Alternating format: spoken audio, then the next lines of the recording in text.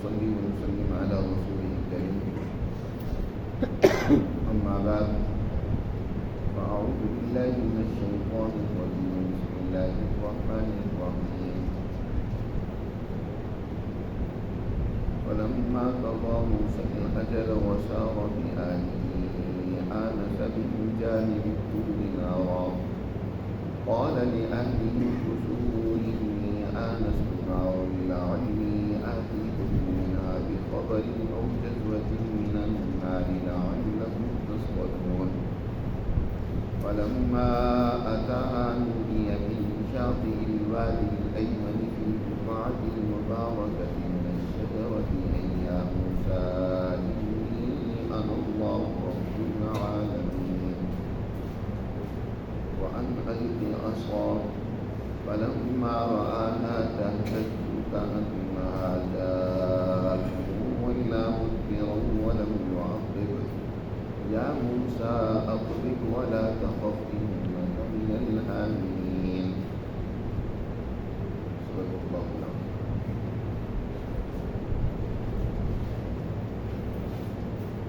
سورۃ القصص کا یہ رکوع نمبر 4. اس سے پہلے رکوع میں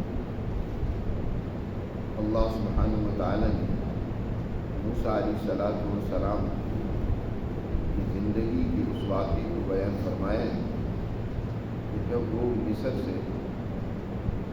مدین کی طرف روانہ ہوئی اور پھر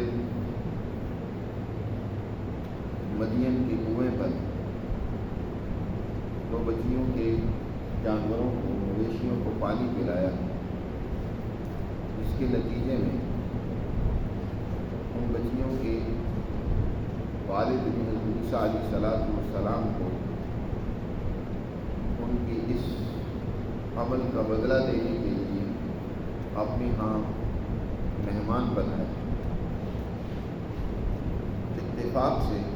اس بزرگ کے بعد حضرت موسیٰ علیہ السلام پہنچے. یہ حضرت شعیب علیہ السلام اور حضرت شعیب علیہ السلام خود اللہ کے ایک عظیم الشان پیغمبر ہیں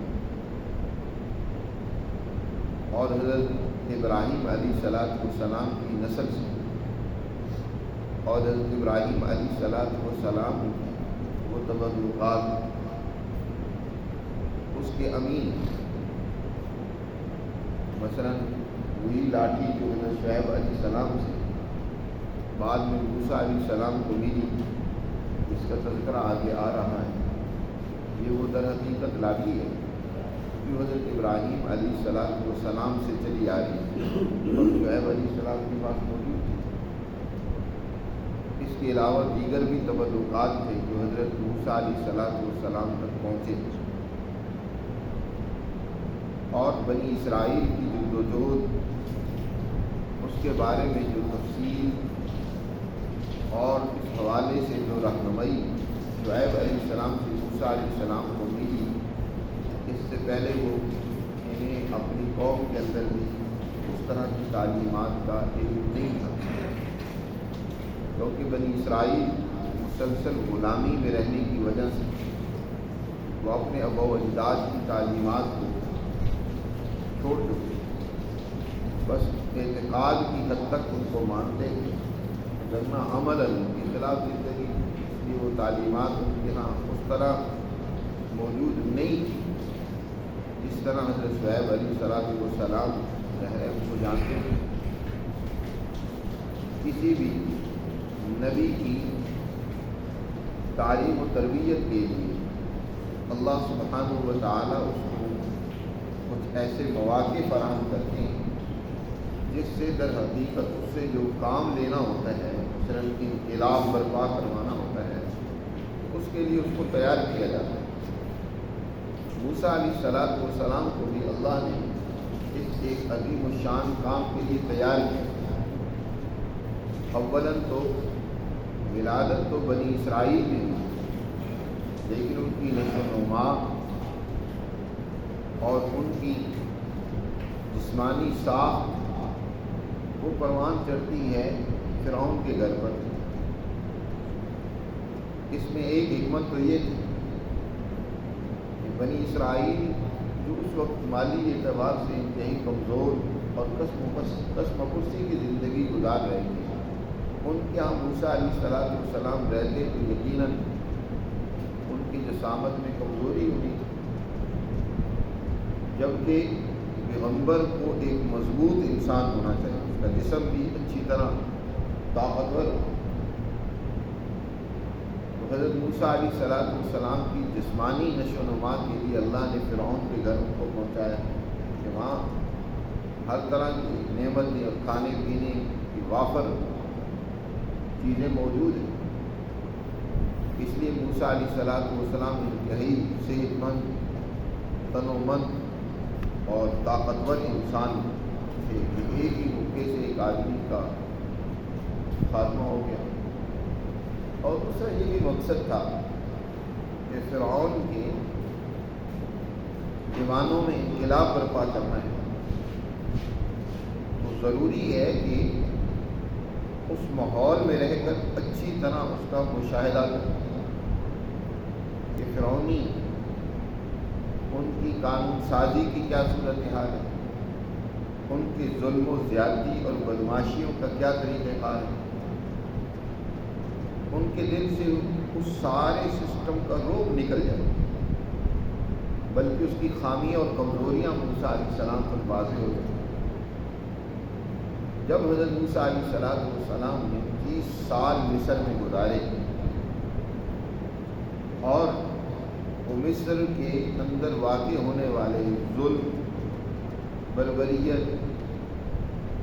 اور طاغوتیت سے اچھی طرح باخبر ہو گئے، اب اللہ نے اگلے درجے میں ان کی تربیت کے لیے ان کو مصر سے نکلوایا اور ان کو مدین کے آزاد ماحول میں حضرت شعیب علیہ السلام کے گھر پہنچا دیا۔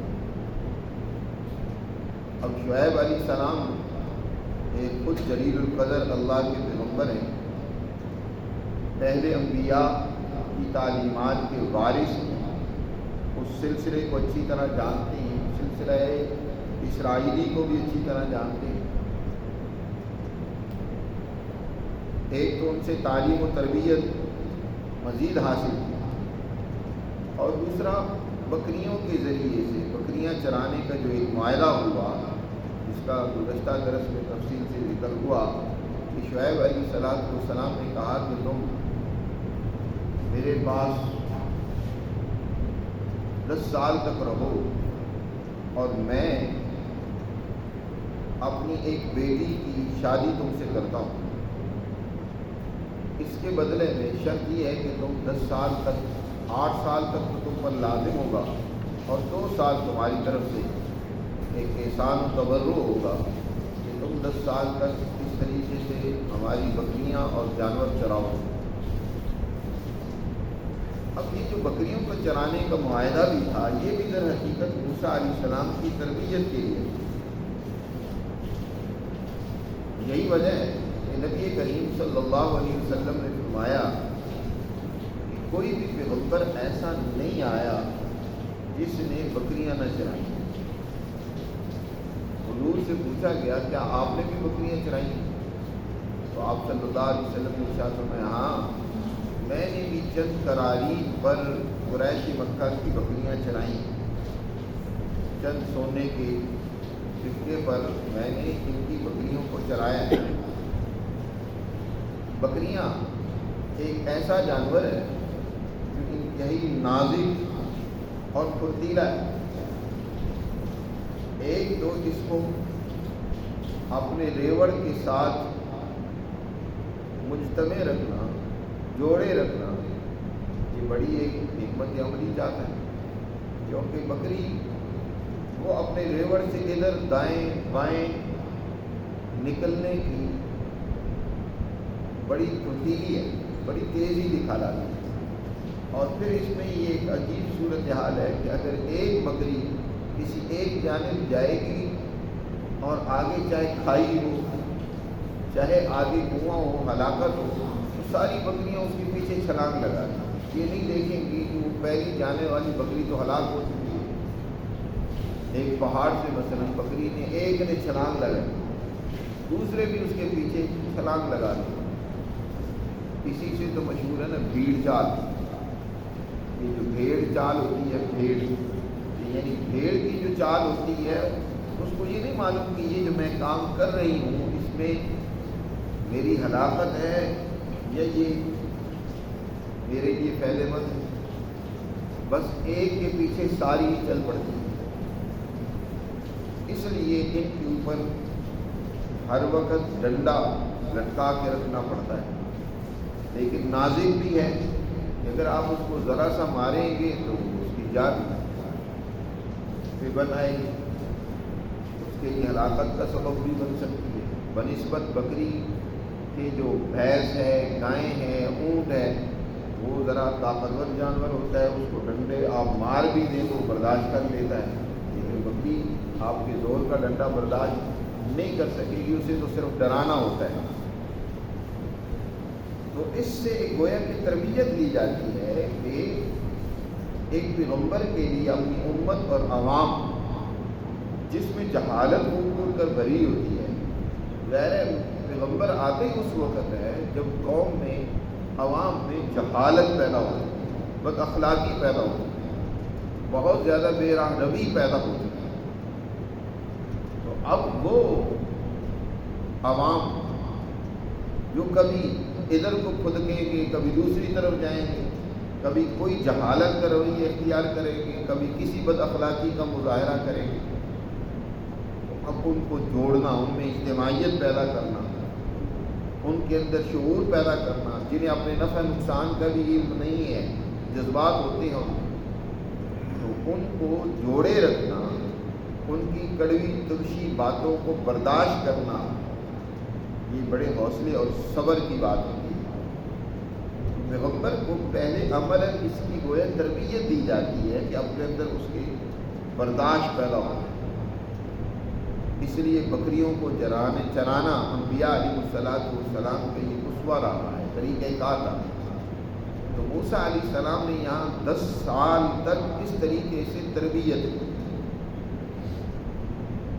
شعیب علیہ السلام کی نگرانی میں رہ کر بکریوں کو چرا کر